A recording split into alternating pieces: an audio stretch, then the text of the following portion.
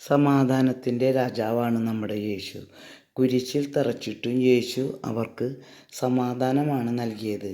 അതുകൊണ്ടാണ് യേശു ഇങ്ങനെ പ്രാർത്ഥിക്കുന്നത്: പിതാവേ, ഇവർ ചെയ്യുന്നത് എന്തെന്ന് ഇവർ അറിയുന്നില്ല, ഇവരോട് പൊറുക്കണമേ. ദൈവത്തിൻ്റെ സമാധാനം ലഭിച്ച മക്കൾ ജീവിതത്തിൽ എത്ര വലിയ പ്രതിസന്ധി ഉണ്ടായാൽ അവർ തളരുകയില്ല. അതിനെ തരണം ചെയ്യുവാനുള്ള മാനസിക ശക്തി അവർക്ക് ദൈവം കൊടുക്കും. അതാണ് ദൈവകൃപ ലഭിച്ചവർക്ക് സമാധാനം. അല്ലാത്തവർ ചെറിയ ഒരു പ്രശ്നമുണ്ടാകുമ്പോൾ തളരുന്നു, നേരിടാനുള്ള ശക്തി ചോർന്നു പോകുന്നു, ആത്മഹത്യയെക്കുറിച്ച് ചിന്തിക്കുന്നു. ചില ദൈവമക്കൾ മറ്റുള്ളവരുടെ ജീവിതത്തിലേക്ക് ഇറങ്ങിച്ചെന്ന് സമാധാനം നഷ്ടപ്പെടുത്തും. പിന്നെയോ ചില മക്കൾ സമാധാനമില്ലാത്തിടത്ത് വന്ന് സംസാരിക്കുമ്പോൾ തന്നെ അവർക്ക് ഇരട്ടി സമാധാനം കിട്ടും. അങ്ങനെയുള്ള മക്കളാണ് ദൈവകൃപ ലഭിച്ചവർ. യേശു എവിടെ പ്രത്യക്ഷപ്പെടുമ്പോഴും ആമുഖമായി പറയുക നിങ്ങൾക്ക് സമാധാനം എന്നാണ്. ആട്ടിടയന്മാർക്ക്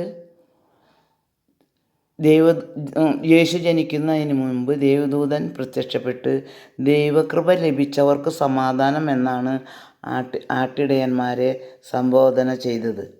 ദിവ്യബലിയിലും വൈദികൻ സമാധാനം ആശംസിക്കുന്നു. നമുക്കും സമാധാനത്തിൻ്റെ മക്കളായി സമാധാനമില്ലാത്ത ഇടത്ത് നമുക്ക് സമാധാനം വിതയ്ക്കാം. അവരോട് സൗമ്യതയോടെ സംസാരിച്ച് അവരുടെ വിഷമഘട്ടത്തിൽ നിന്നും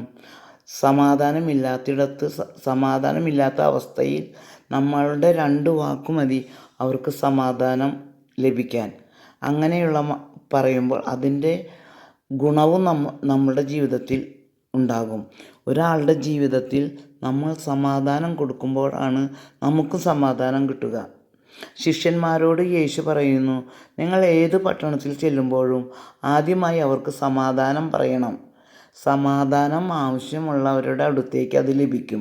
ഇല്ലാത്തവർക്ക് അത് അവിടെ നിന്നും കിട്ടുകയില്ല.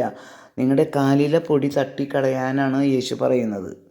അതുകൊണ്ട് ഈ 50 ദിവസം നൊയമ്പിൽ നമുക്ക് സമാധാനമില്ലാത്ത മക്കളെ കാണുമ്പോൾ 2 നല്ല ആശ്വാസവാക്ക് പറയുവാനായി നമുക്ക് പരിശ്രമിക്കാം. ആമേൻ.